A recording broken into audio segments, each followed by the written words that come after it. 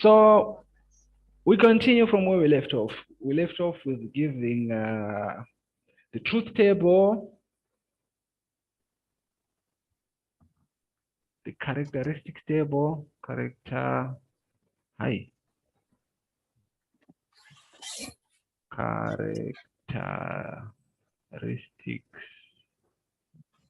table, and we have the excitation table.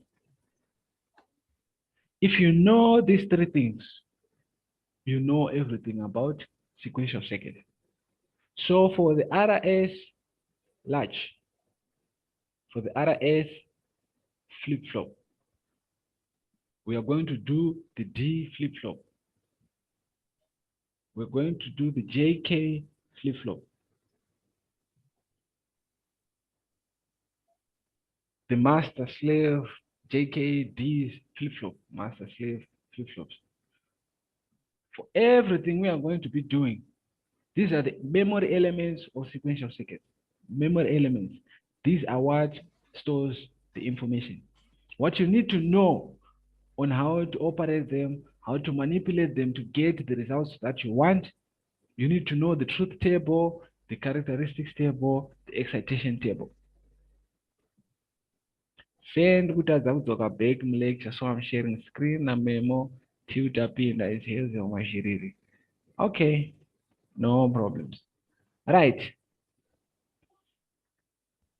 Munhu understand zvese zvandiri kuita izvi. What he or she only needs to know is the truth table. From the truth table, you can get the characteristics table. From the characteristics table, you can get the excitation table. In Nini, what I did as a student is cram the truth table, the characteristics table, and the excitation table. It worked. I got the certificate. But mentally, it was too much to cram all those things. You never know, but when the hypertension is just because of that. You never cram too much. I urge you to understand once you understand what the truth table gives you, you don't need to cram this. In the exam, you can just come up with the characteristics table and the excitation table easy. Because once you cram 3 times 6, 9, 12, 15, probably 18, 21, 24, that is too much information, believe me. Too much information. That is how people fail. Because you are in there, you crammed everything, but you miss one characteristics table. Right. Point I'm making, understand what the truth table is. The truth table gives you the characteristics table. The characteristics table gives you the excitation table. Once you know those three things, you are done with the sequential circuit. From RS latch to RS flip-flop, we introduce the D flip-flop. The D flip-flop is called the data flip-flop. D, data flip-flop. It is used to store data. This is the memory element used to store data. How is it made? It is almost the same thing as a latch, as an RS flip-flop. Let me see. An RS flip-flop looks like this. We have a NAND. We have a NAND output. We have another NAND output. Q bar. This goes to this output. This goes to this output. We have another NAND here. We have our R. We have our S. Then we have our clock. All right. This is what the RS flip-flop looks like. The D flip-flop is a modification of the RS flip-flop. The modification happens here.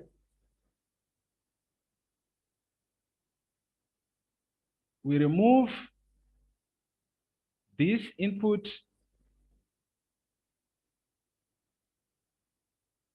we put an inverter. Let me remove the clock.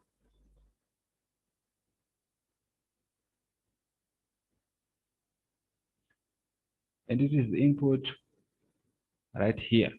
We no longer have an R, we no longer have an S, we have a D here. And lastly, we have the second input, which is synchronized by the clock. We have the D flip-flop. The D flip-flop is a modification of the RS flip-flop. Right. From the truth table of the RS flip-flop, this is what we can see.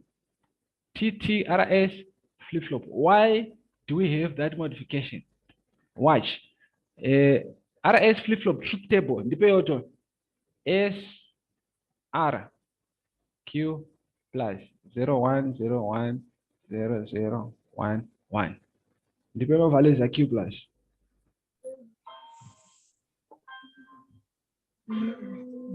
Q. Ngawe.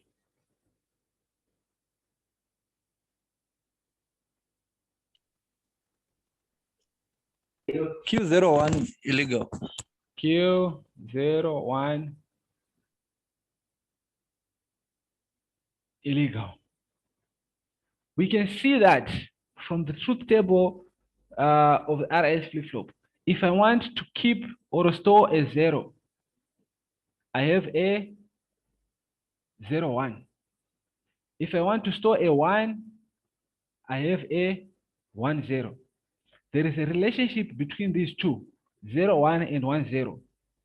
They are complements of each other. Now, with the D flop, there is a modification. Instead of having those two inputs, S and R, we only have one input, D. One input with a clock. When the clock is 0, whatever the value of D, we don't care, we have memory. Watch. When D is equals to 1, what is the input here? It's 1. What is the input here? It's 0. When you have 1 and 0 here, output is 1. I repeat. Let me start again. The D flip-flop is a modification of the RS flip-flop. Modification of the RS flip-flop. From the truth table of the RS flip-flop, what we notice is, if I want to store a 0, I have a 0 1 here. Red. And if I want to store a 1, I have a 1 0. These two have a relationship, these two here. The relationship, they are complements of each other. That complement comes with this NOT gate. NOT gate is a complement. If you have a 1 0 with a NOT gate, it gives you a 0. With that complement, what do we have? 0 here. With that complement, what do we have? We now have a case where when D is equals to 1 here, it means there is an input 1 here, there's an input 0 here because there's a complement here. In my RS flip-flop, when I have an input 1 and 0, 1 and 0, it means my output will be 1. This is the set state. Clock is equals to 1 now. If I have D is equals to 0, if D is equals to 0 here, we have a complement here, 1. And what will be my output? 0, 1. My output will be 0. Reset. So what the D flip-flop eliminates? It eliminates this and it eliminates this. The D flip-flop function on these two. But how we can come up with a D flip-flop is just a simple modification of the RS flip-flop. Here, if I can draw it like this, it's almost the same as the RS flip-flop. Let me draw it like this.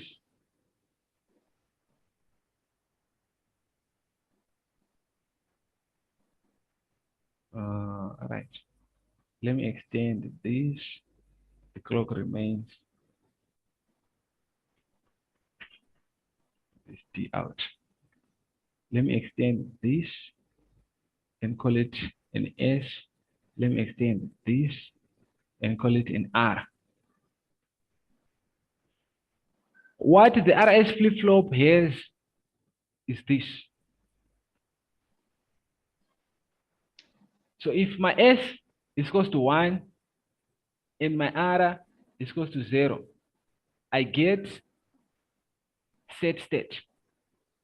I now know if S is equals to 1, SR 1, 0. This is the set state. If my S is 0, if my S is 0 and my R is 1, I get the reset state. Instead of having the whole RS flip-flop, I can modify and come up with the D flip-flop using this. How do I do that? The modification is done by joining this point. Now we no longer have this R, we no longer have this S. We only have one input D. And with that one input D, it means if I have a 1 here in blue, then because of this NOT gate, I have a 0 in blue here. 1 and 0, I have the set state. If I have a 0 in red, NOT gate 1, I have the reset state. So for the D flip-flop, we are done. This is what you need to know. It looks like this. Block diagram. We have D, we have clock, we have Q, we have Q bar. One input instead of two. Truth table. We have the clock, D, then we have our output. When clock is 0, whatever D is, we have the memory state. So here we have Q. When the clock is 1, we have two variables, 0 and 1. When D is equals to 0, this is the reset state. D is equals to 1, we have the set state. This is the truth table. If you don't understand everything else I just said on how we came up with the D, at least understand this truth table. From the truth table, we can then go to find the characteristic table. Simple stuff. Characteristic table. The characteristics table looks like this. It shows you what the next state will be. So the input is the present state and the input of your memory element. 0, 1, 0, 1, 0, 0, 1, 1. What will be my Q plus here? Participation using the truth table.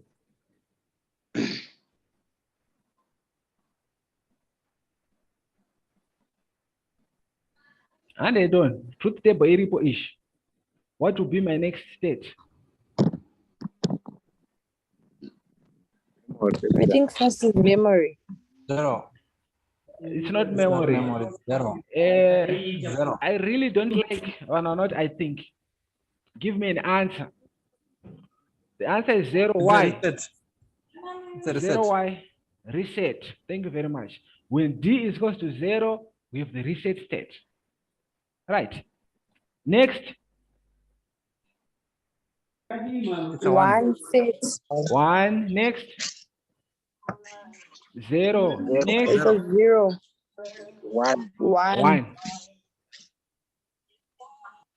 And this is the characteristics table of the D flip-flop. provided the clock is equals to 1. If the clock is 0, then we have the memory state, whatever the input of D is. From the characteristics table, we can find the excitation table. Excitation table. The excitation table, we have the outputs, the next state and the present state, and what change causes that. 0, 1, 0, 1, 0, 0, 1, 1. If I want to go from 0 to 0, my D is supposed to be 0 here. If I want to go from 0 to 1, my D is supposed to be 1. If I want to go from 1 to 0, my D is 0, 1, 1, 1. So here we have 0, 1, 0, 1. This is your excitation table. When it comes to building now my counters and all that other stuff, you need the knowledge of this. Because counter that I want to go from 0 to 1 at some point. If you're making your counter using the memory element, a D flip-flop, you use the knowledge of this excitation table that if I want to go from 0 to 1, I will need to set my flip-flop to be D is equals to 1. Chicago, you see the relevance of all these things. All right. Questions?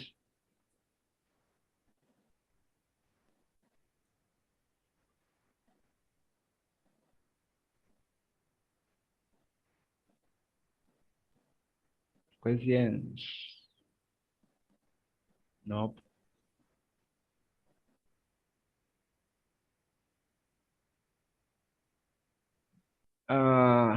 Let me stop.